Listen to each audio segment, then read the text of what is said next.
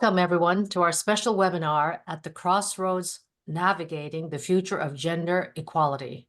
I'm Anla Chang and CEO of Serica, and it is my pleasure to welcome you to this significant event today with two dynamic authorities on women.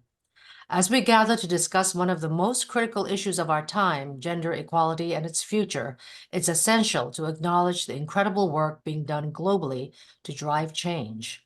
Our organization, the Serica Initiative, is committed to bringing voices together that advance this change and foster dialogue that leads to meaningful action. I'm really excited today to mention that our AAPI and Asian upcoming Women's Gala on May 14th, which is a momentous gathering to celebrate and amplify the incredible achievements of AAPI and Asian women leaders around the world. This gala, like today's event, is designed to inspire and unite us all in the shared goal of advancing gender equality. And actually, one of the Trailblazer Award honorees at this year's gala is our esteemed guest speaker today, Anita Bhatia. Anita served as the Deputy Secretary General of the United Nations and Executive Director for UN Women, and is now founder of Impact Commons, where she has vast experience driving economic and social empowerment initiatives for women worldwide. She brings a wealth of knowledge on policy and global development that has profoundly influenced the gender equality landscape. Welcome, Anita. Joining Anita is great to see you. Joining Anita is María Fernanda Espinosa Garcés. I hope I pronounced it right. CEO of Global Women Leaders, thank you, Voices for Change and Inclusion. She has made significant contributions to global policy and diplomacy, particularly in advancing the voices of women. As a former president of the United Nations General Assembly, she has been a leading voice for inclusivity and equality on the international stage. I am so honored to have you both. Really, it's a great honor, and I'm very excited to listen to the conversation. Together, you both bring unparalleled insight into the challenges and opportunities ahead for achieving true gender equality. Your discussion will explore the crossroads at which we stand today and illuminate the paths for all of us dedicated to this cause. So, without further ado, please join me in welcoming Anita Bhatia and María Fernanda Espinosa Garcés. Thank you so much for being here. Thank you. Thank you, Anya. It's such a pleasure to be here. Thank you to Serica for doing so much for gender equality and the empowerment of women the world over, especially in Asia. It is a distinct privilege to be here with one of the trailblazers, the most, I would say, smart, committed, hands-on woman that I've known, a friend, and a colleague, a member of TWL Voices, Anita Bhatia. So it's such a privilege to be having this conversation with you, Anita, and congratulations for this acknowledgement, this award that only recognizes how much you have given to the cause of women during your entire career. And let's go to the subject that gathers us today. So if we look at what has happened in the last decades in terms of women's rights and gender equality, we tend to think that improvements have been incremental, and every day and every year things get better. Unfortunately, we know that that's not the case, that we have a little bit of progress and some setbacks, and that we go forward and then backwards. And when we look at what is happening around the world, I think, the reaction is both concerning, but also, we can see where are our challenges and what are the solutions that we have to collectively craft. So, my first question to you today is, what is your general sense on how things are going in terms of gender equality and women's rights? What is the outlook our situation as women the world over. So, that would be the initial reflections that I'm sure, many of the people in the audience are, eager to listen to you. So over, Anita. Thank you so much, María Fernanda, for this very easy question. And let me just start by saying how wonderful it is for me to be with you in this webinar.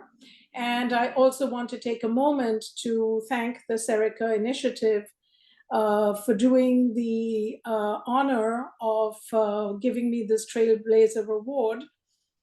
It is a great privilege for me to be part of this community of Asian American leaders. And I want to congratulate Anla and her full team at the Serica Initiative for the work that they do every day to lift up change makers and to ensure that the world doesn't forget about gender equality and women's rights. And with that, let me just say that I think the title of today's webinar is really apt, because I really do believe, María Fernanda, that we are at a crossroads and at a very important inflection point where the world basically has to collectively decide, do we care enough about gender equality and women's rights to make the changes that we need to make to get us back on track?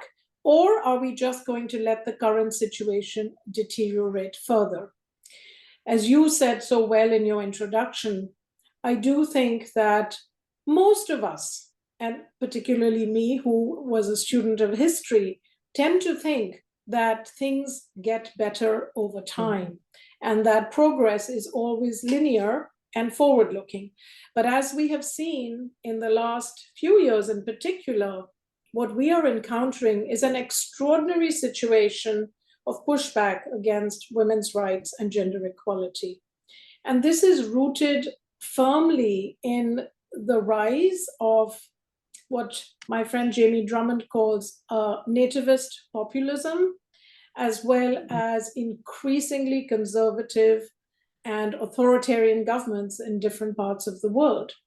And the rise of disinformation, misinformation, extremely dangerous social media, and the crafting of a set of values and ideas and ideologies that do not give women equality and parity. So one way to think about where we are today, and if you will allow me, I'd just like to paint a picture of the global landscape, is to look back at where we were at the Beijing conference, which one might think of as a good baseline from which to measure how things have gone. And as you know, María Fernanda, next year we're going to be celebrating 30 years of Beijing. And in Beijing, the world was coming together. Hillary Clinton famously said, women's rights are human rights, and there was hope, there was optimism. But what does the world look like today? How have things progressed in those 30 years? So yes, of course, there have been some improvements. When you look at issues like improvements in maternal mortality, things have gotten much better. Girls' access to education has improved enormously. Women's financial inclusion has improved. Representation has improved. The pay gap has lessened, but not hugely. The digital divide continues to be huge. So, of course, there has been some progress. But let us not forget that the baseline from which we were measuring progress was pretty low. And what has happened in the last few years is that once in a century lifetime event of the pandemic really has put women back in many ways. So let me just share some factoids with you, and I would like our audience to walk away with these factoids and remember these numbers. So if you look, for instance, at what happened during the pandemic, at least 3 aspects of women's overall progress was really badly affected. One, of course, was girls' education. And UNICEF has estimated that something like 11 million girls are going to be out of school as a result of the pandemic. And because education is such a fundamental lever for social change, the fact that so many girls won't be educated is a problem. Second, economic empowerment and security for women was really badly affected. And in many parts of the world, women's labor force participation continues to be pretty low.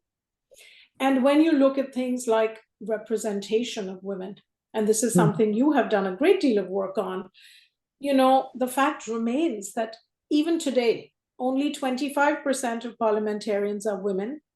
Out of all of the countries who are members of the United Nations, only 13 have gender equal cabinets out of 194 countries. It is absolutely shocking that we have not seen more progress in this. And in any other aspect of women's welfare that you look at, the care burden, violence against women, child marriage, the digital gap, in every single aspect that you could measure and where you have an indicator, we have not made sufficient progress. So I would say overall, there is a need for a tremendous sense of urgency to be brought to this agenda if we want to change things. Absolutely, I cannot agree more with you, Anita. And well, this idea, when we look at the numbers that you mentioned, several of them, you know, let's just imagine that by 2030, studies reveal that 8% of women will be living in extreme poverty if we really do not do something about it. In a world of 8 plus billion people, where more than half are women, just you know, let's think at how many women will be living in extreme poverty, not to mention issues of gender-based violence, of the lack of access to financial services, which again, you know, less than 10% of women have access to financial services. So the challenges are huge. No, the challenges are huge, and I really appreciate you calling for the sense of urgency, the idea of being at a crossroads.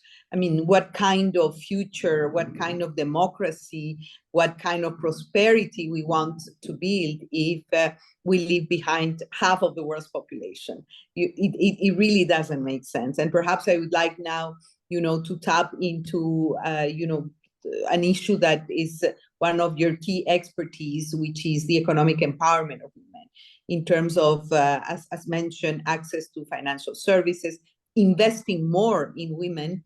In the area I work on, climate change, when we looked at, for example, climate investment in women, you know, it is 1% of climate finance that go earmarked for women in climate. 1%, as we understand, well, in general, climate finance is insufficient, you know, not to speak about how little money goes to women that are in many ways key agents of the ecological transformation and the transition to a low carbon economy. So the question more concretely is, you know, what is the situation, you know, in terms of the economic health of women, no, the financial, you know, empowerment that is needed, and you know, in what to do, because I think you and I go way back when we kept saying we need to invest more in women. It really pays off. It's a good investment. GDP grows, jobs grow, the quality of the economy improves, and yet we still have, you know, overrepresentation of women in the unpaid care work, and underpaid and badly paid care work. Overrepresentation of women, for example, in the health sector, not in decision making, but in healthcare. In overrepresentation in low-paid jobs, and in lack of opportunities, and underrepresentation of women, for example, in the banking sector, in the private sector, etc. So this is I would say one of the key aspects when you were mentioning this overall, outlook of the situation of women around the world, and you mentioned economic security. I really like, the expression economic security. So what does it take to make sure that women feel secure from the economic perspective and are properly empowered? Yeah, no, thank you. I really appreciate that question because it is actually tied to a broader problem. And that broader problem has to do with the recovery of the world economy after the pandemic. And so, because that was a once in a lifetime shock, it is really important to understand that its effects have lingered. So one of the big things that I think came to the surface, and you alluded to it, is the fact that when you look at the starting position of women, they actually start off in what is not a level playing field. And it's not a level playing field because the care burden for women is 3 times the care burden for men. And that's because they have to take care of households, elder care, child care, all of these different aspects of the care burden are really important to factor into how do you improve women's economic security. And a silver lining, if you will, of the pandemic, because one is, and you know this, María Fernanda, is I'm always looking for what works, what are the solutions, how do we solve the problem? It's good to diagnose it, but then how do you solve it? So one of the silver linings of the pandemic was a recognition that the care burden existed, because you could not see it during the pandemic. Everybody was forced to acknowledge something that we have known about for decades, that women have this other work that they do, which is not employment, it's not paid work, but it's work nonetheless. And so during the pandemic, because it became visible, I've been very encouraged because some countries, Argentina, Uruguay, Mexico, those who are part of the Global Care Alliance, have really pushed for legislation that recognizes the care burden. And it does take legislation also because, when I think about the fact that I'm living in a country in the United States, which is one of the 8 countries in the world which does not have a requirement for formal maternity and paternity leave for parents, it is pretty shocking. And so I think we need to have more legislation that explicitly recognizes this care burden and gives both men and women the opportunity to be caregivers, not just women.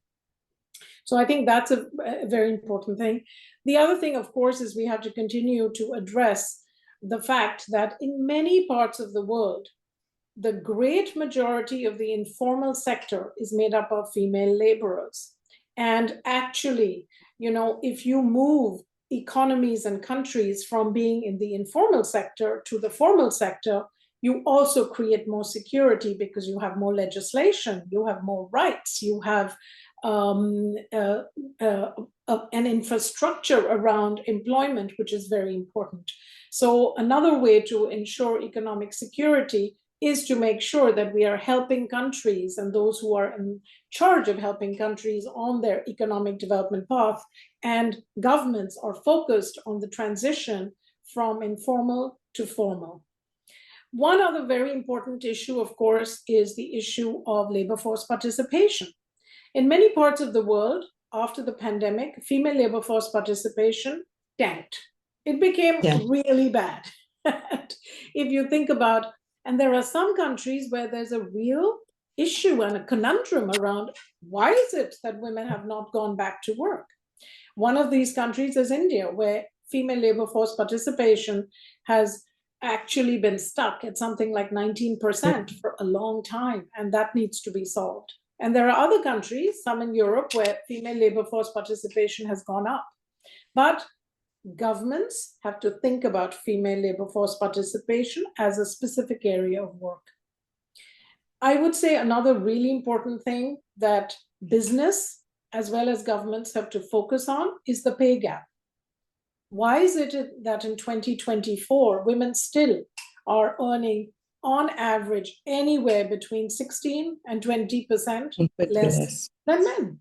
And, first of all, you already have so much occupational segregation, so many sectors where you don't even see women show up because of historical bias and because of historical bias in education and family values. But on top of that, you compound that problem with a pay gap. So I think we need to address the pay gap as well. And then finally, I think the issue of financial inclusion is very important. Women are unbanked more than men. In lots of parts of the world, women don't have bank accounts. In many parts of the world, women need a male to open an account in this day and age. And so the great, I think, progress that has been made in many countries, which gives all of us hope, is the digital and the fintech transformation and the availability of mobile money, because that gives women access to finance on their phones. And so during the pandemic, it was very interesting to see that in some countries, governments, because they have digital infrastructure, were able to get money and payments into the hands of women. India was one of them, because they used the national ID system to get money into the hands of 200 million women during the pandemic. And in parts of Africa where you've had innovations like M-Pesa in Kenya, there are now huge impacts on the overall economic situation of the country and a reduction in poverty because of women's financial inclusion. So, these are some of the levers of change that I think we have to actually amplify and scale up in order to get economic security for women. And of course, there's the issue of women's health, which is really important also for economic security, but maybe we come to that a bit later.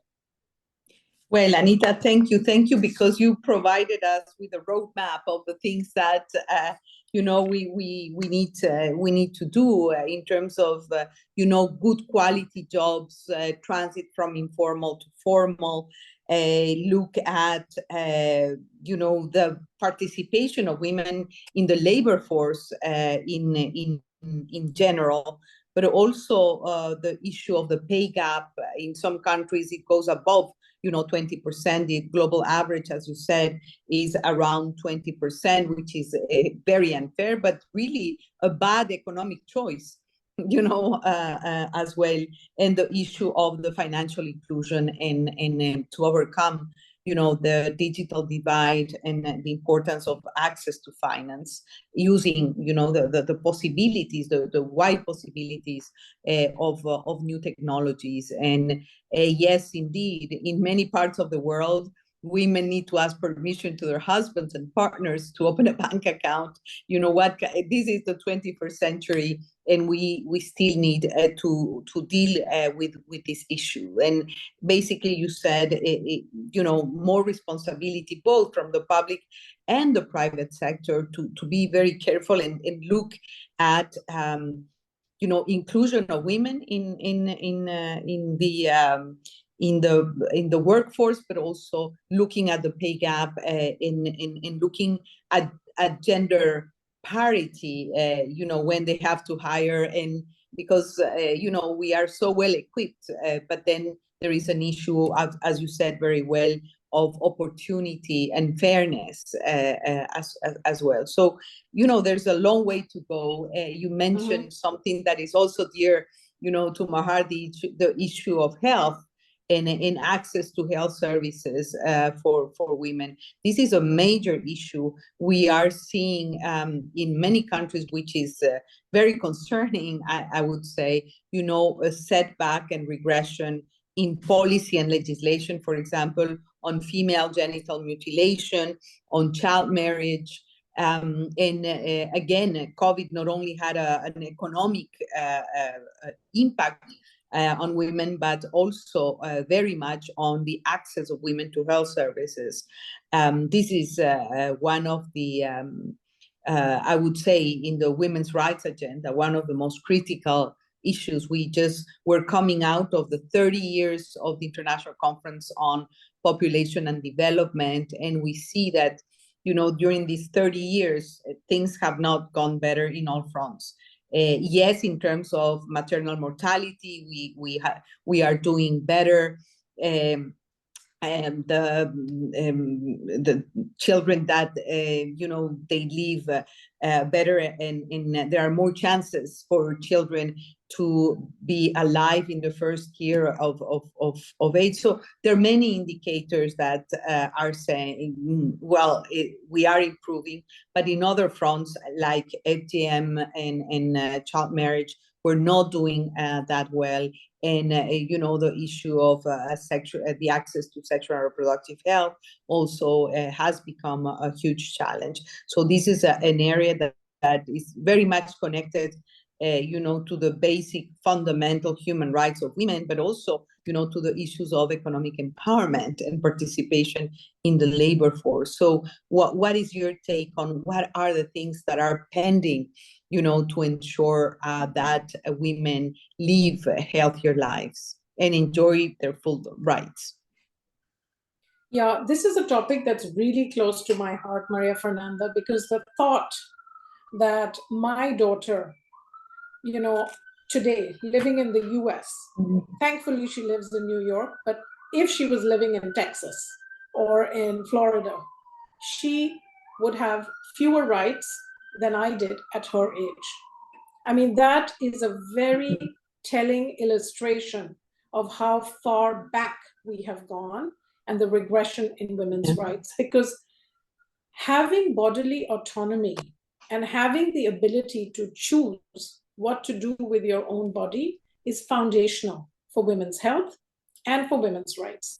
So the fact that we have now in the US extremely regressive legislation in many states, I mean, sometimes, I have to pinch myself to say, am I reading this correctly? Am I really reading that legislators in Arizona are being inspired by a law that was written in 1864 and we are living in 2024? Can this truly be happening? And the answer is yes.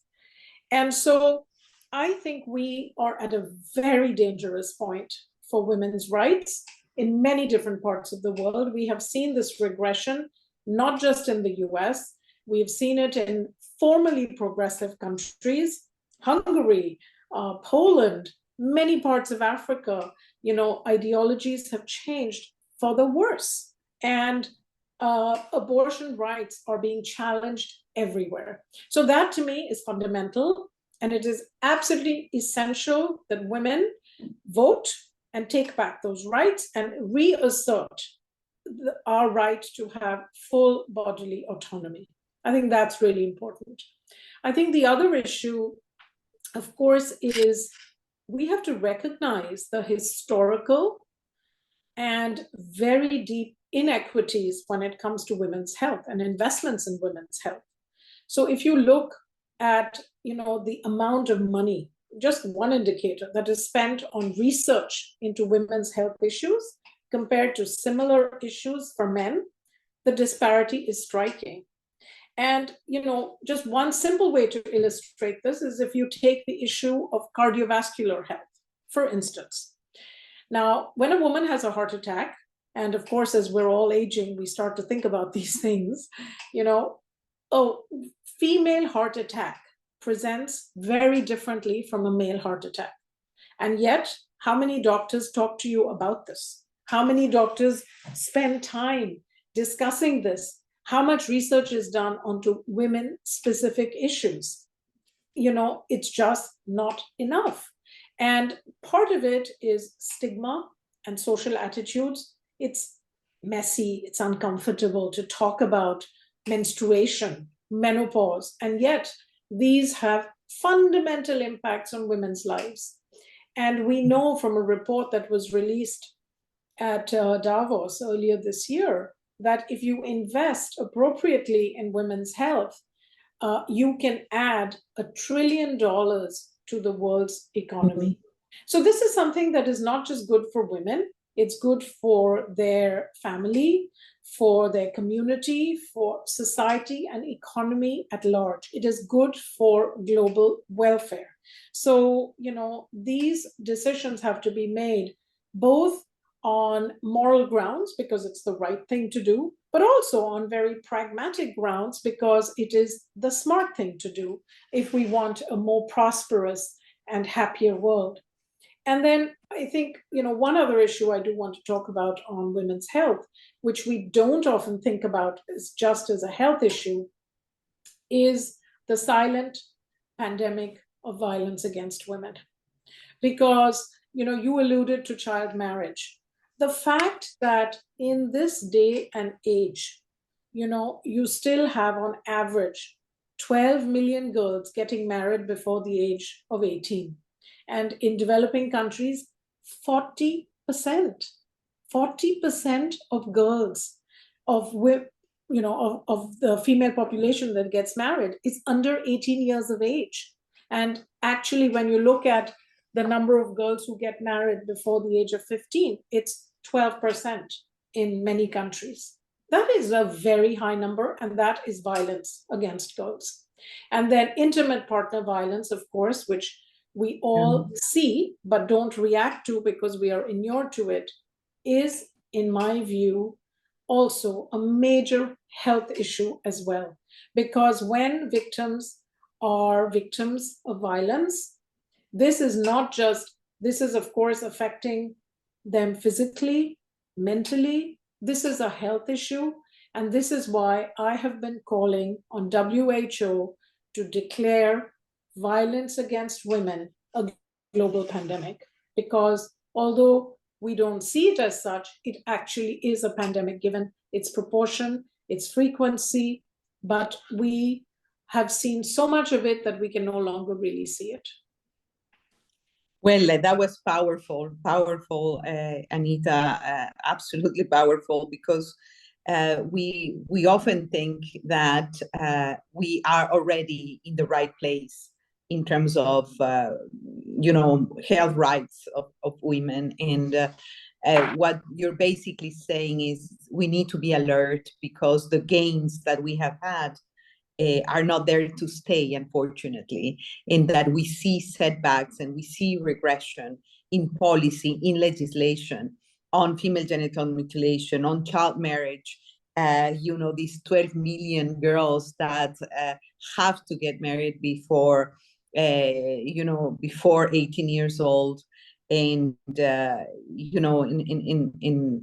basically, it's a mortgage to their own life and to their own future in Yes. a way. And, I've heard you say over again, to WHO, we need to say, that gender-based violence is indeed a pandemic, a health emergency worldwide.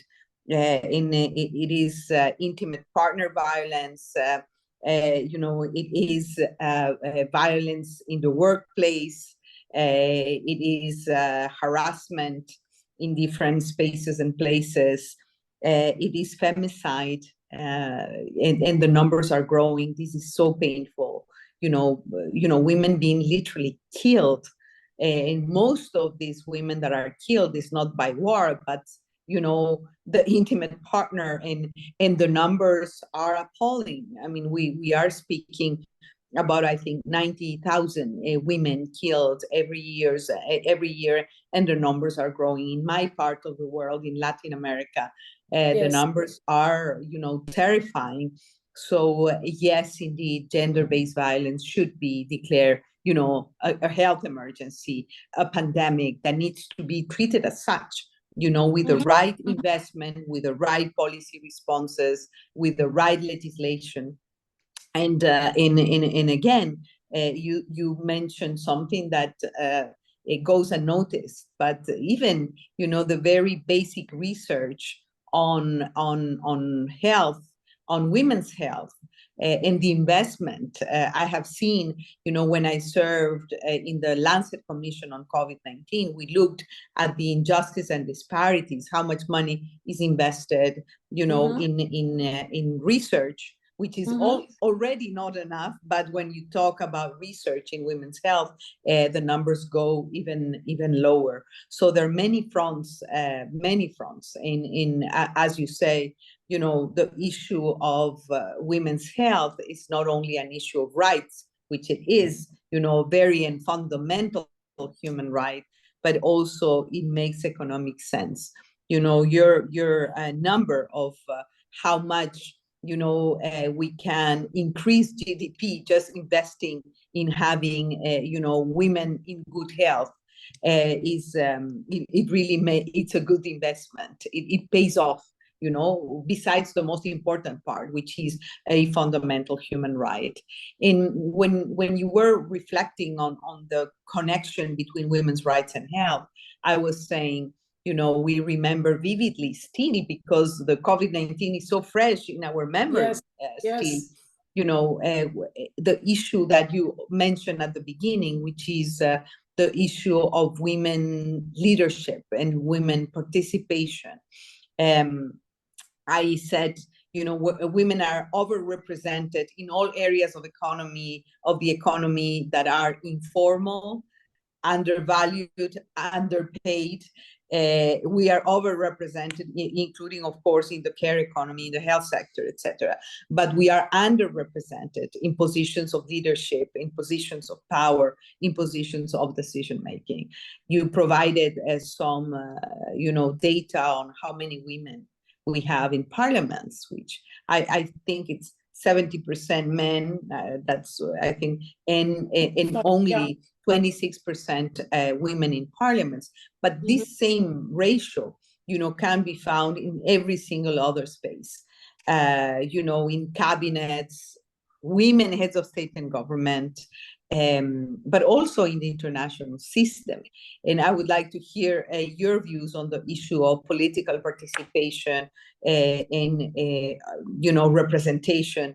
And perhaps then I would add my 2 cents saying, the findings of the study that TWL Voices does every year. It's our flagship report, but the latest report, which we launched during a CSW in New York in March, the numbers are unbelievable. And perhaps I'll share, but after we listen to you and we hear about your take on why is it important to ensure that women are represented and are sitting at the table when decisions in all fronts are taken.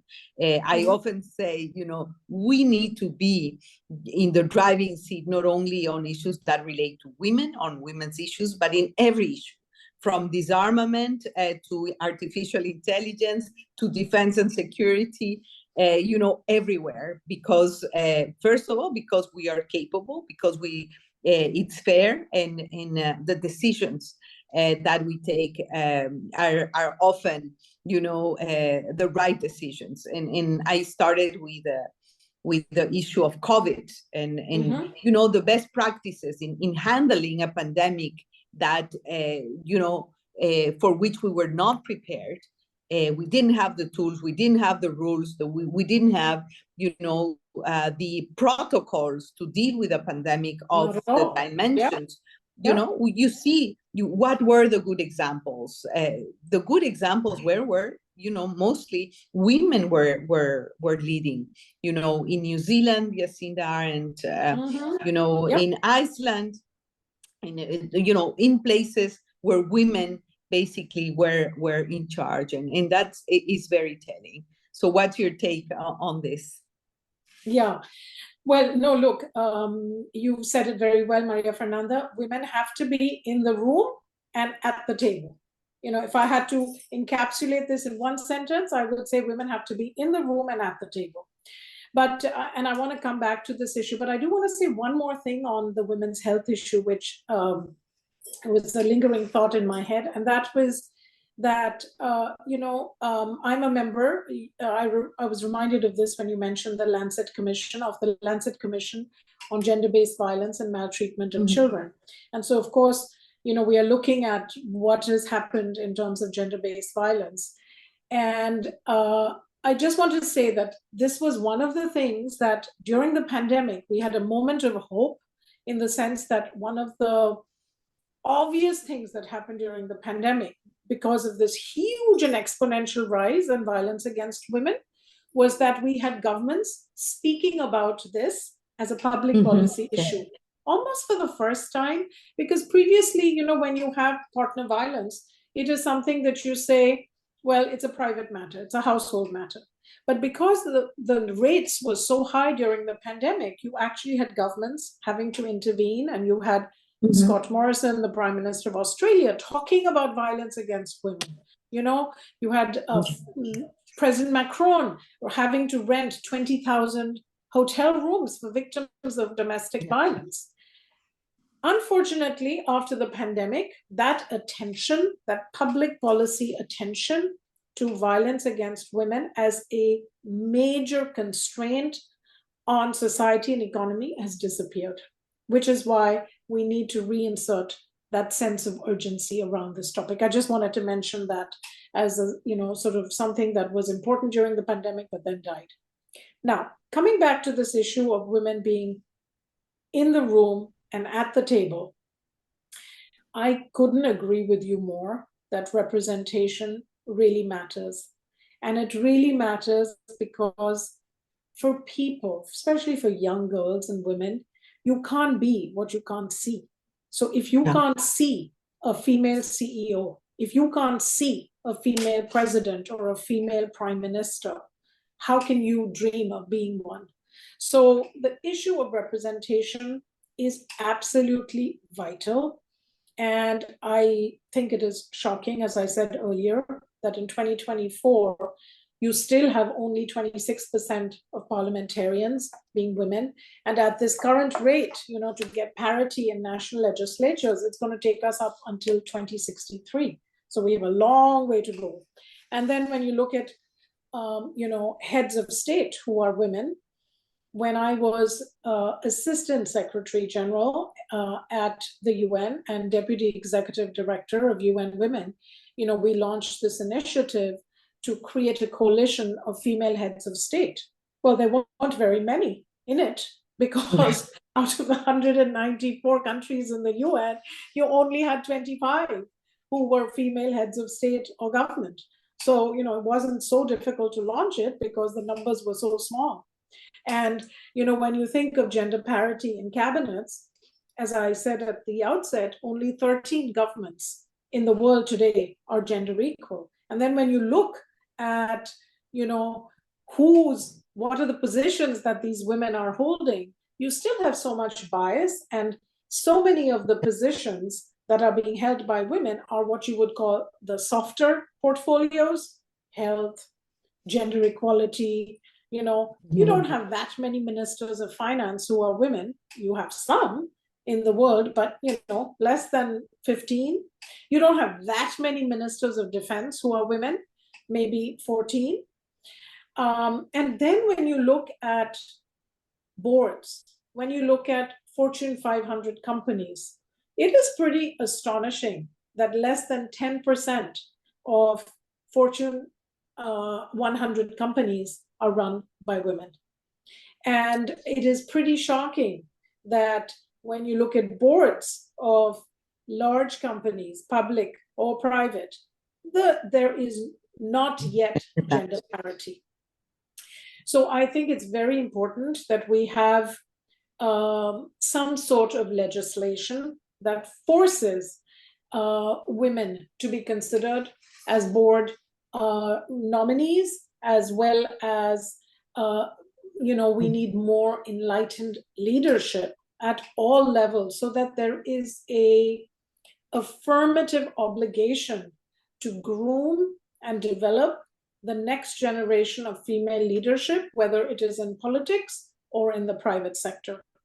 It's pretty astonishing that it was only last year, for example, in Europe, that you were able to pass, after, I don't know how many, 30 years of work, legislation that mandates 30% of board membership having to be female. And, there is more awareness of this issue, perhaps, than there was 30 years ago, but the numbers have not kept pace with the pace and increase in women's education. Because when you look at certain professions, it is very encouraging to see that there is parity in them. And there are certain professions, for example, the legal profession, where there are, in fact, more women graduating from law school than men. But yet, this is not translating into actual leadership opportunity at the very top. So what happens? Some people get hired into firms, for instance, but then there is a funneling. So you may have parity when you start, but by the time you get to the top, the women have dropped off either because of the care burden, bias, whatever. So you just don't see that 50-50% at the top. And then when it comes to political life, I think, what we have seen in the last few years also is that women who hold high political office often actually get harassed at a much higher level than men. They face extraordinary pressures, and we've seen some very high-profile women having to say, I'm going to have to step down because the burden is just too much. And so, I think we have to work on a number of issues if we want. We need quotas for women on boards. We need more male allies who are going to really push to make sure that they, as the holders of power, are creating space for diversity, both in terms of gender, but also in terms of the intersectionality with racial justice and social justice, so that you have diverse representation, both in public life as well as in private life. And the last thing perhaps that I would say about this is that there has been some recent research which is actually very troubling. And that research has to do with the attitudes of young men. And, I remember this work that we were doing when I was at UN Women with Kantar. And they published this report, María Fernanda, if you remember, which shows that I think it surveyed 25 countries. And what it showed was that young men between the ages of 18 to 24 in particular really don't support women's leadership. They are very threatened by the idea of women advancing. So I think this is a big topic that we have to work on, which is, we have to work on changing attitudes and stereotypes broadly. But I think focusing in on the attitudes of young men is really important if we want to see this change happen in our world. Yeah, absolutely. Absolutely. I think that, you really put, you highlighted the critical issues, because we often hear, more women in power, we need more women in decision making. In why is it?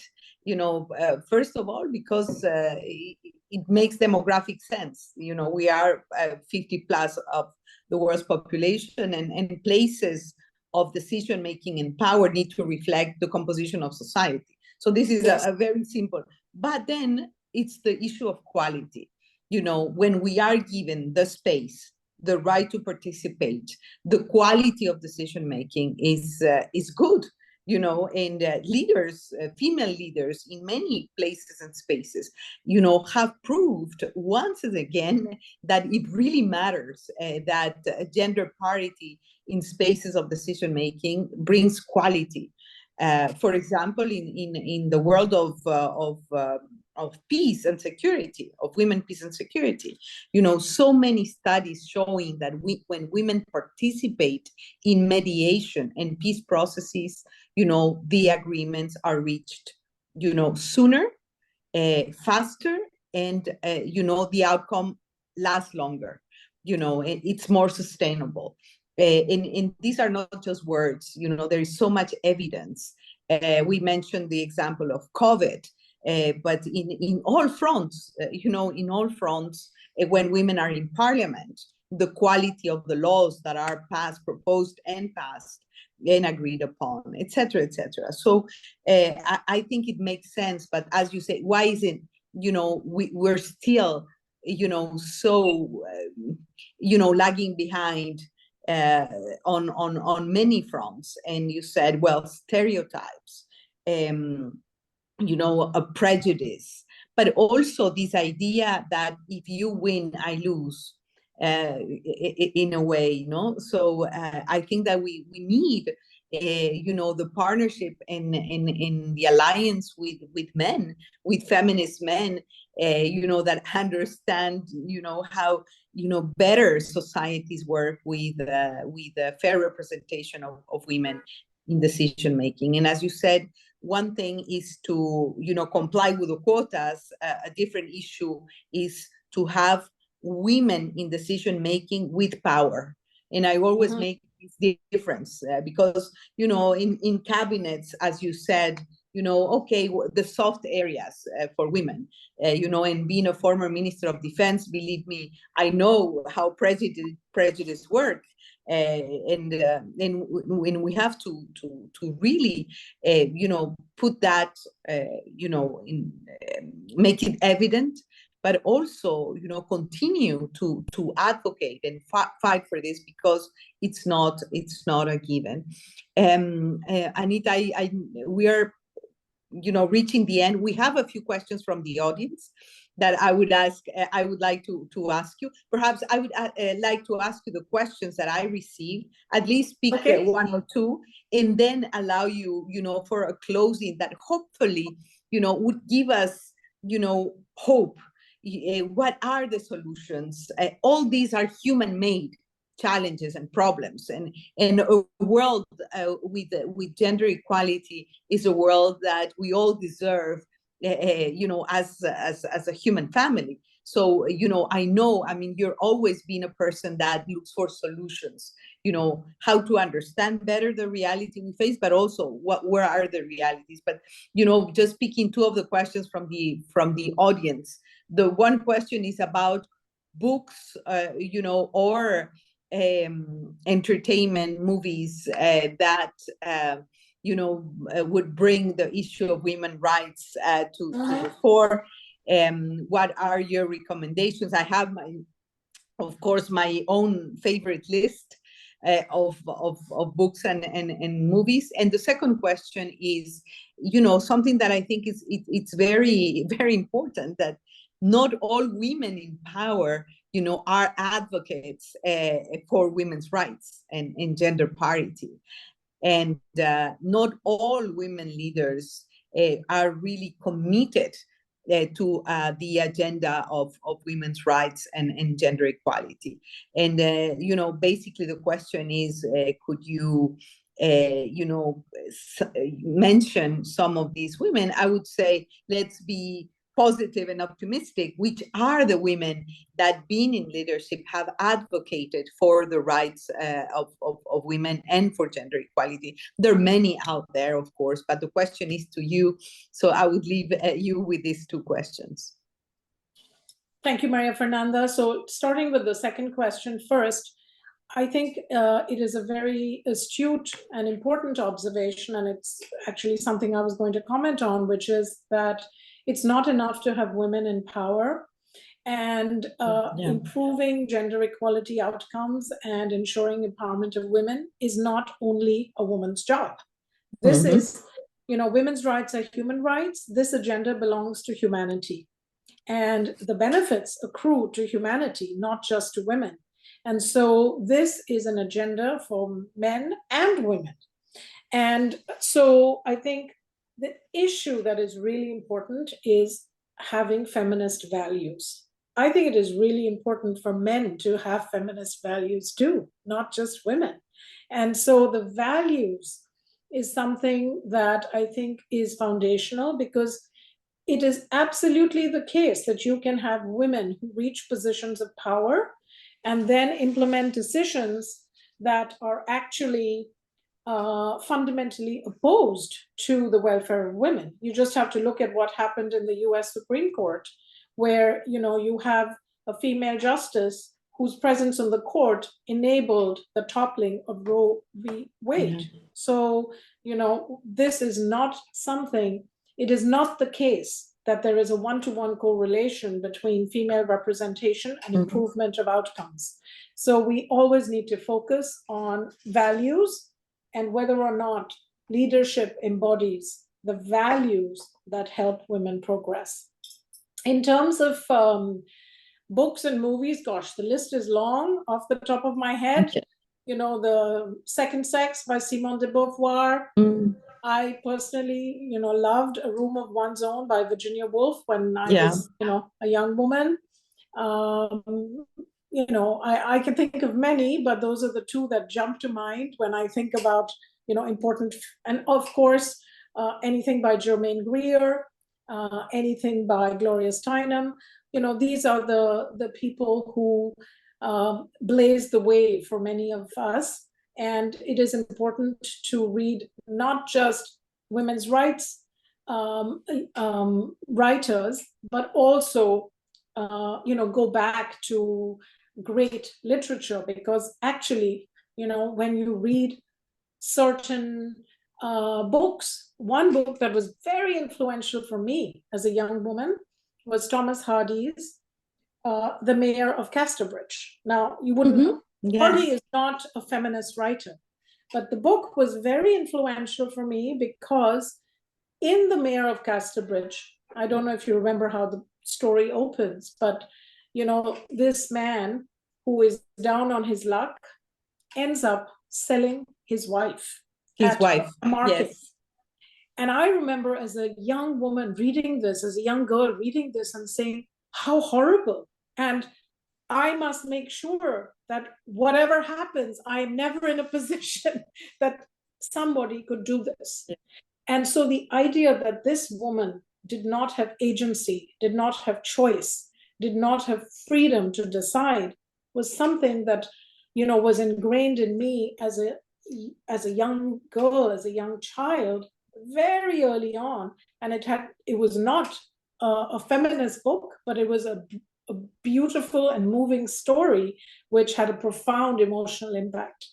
So, I think there can be a lot of different sources of inspiration in the arts and culture for those who want access to those. Yeah, and it's a great way, to advocate and influence using art and beauty and emotion. I think it really makes sense. I would also add to the list, which is endless, but Nomadland or The Piano, in both the novel Orlando from Virginia Woolf and the movie, both. Sometimes you say, the movie is not as good, but in this case, both.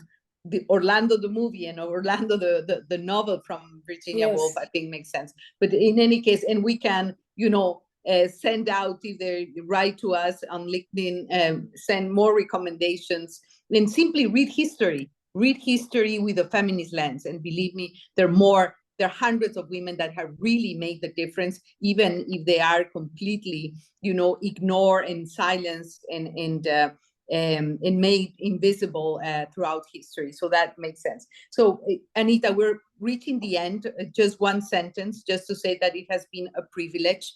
There is no better way, to build a better world for all than to build a gender equal world. What would be your closing sentence? Because the time is, we've reached the end of this conversation. Thank you, Maria Fernanda. My closing will focus on solutions. I think it is really important to be hopeful.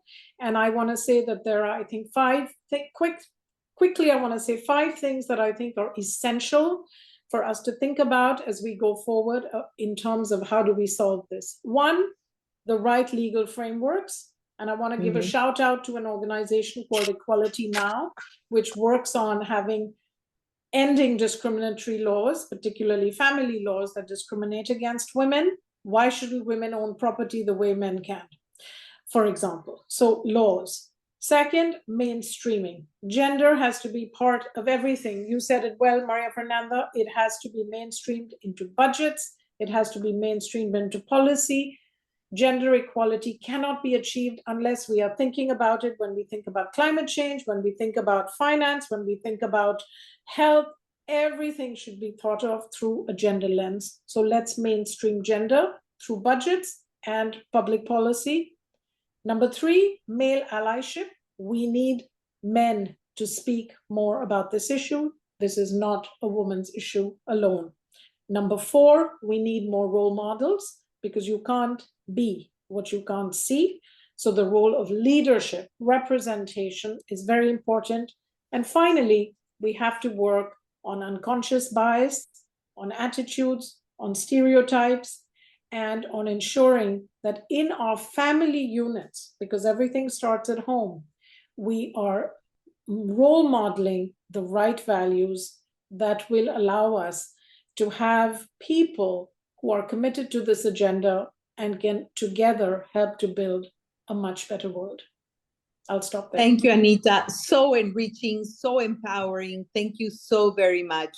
Let me now, because time is up, to go back to Anya for a final closing of this conversation. This was such a dynamic conversation. Both of you really enlightened me, because I thought I knew a lot about women issues, but I think what you brought to us is a global view. I had no idea that the rest of the world, here we are sitting in New York and thinking we're so lucky, but we really are truly lucky when you think about the setbacks that we're seeing in the rest of the world. So indeed, we are at crossroads. This is an urgent situation. And I think, Maria, you did a wonderful job moderating and summarizing. And Anita, your final 5 points of what we should do to move forward is excellent. We cannot wait to honor you. You're certainly both role models.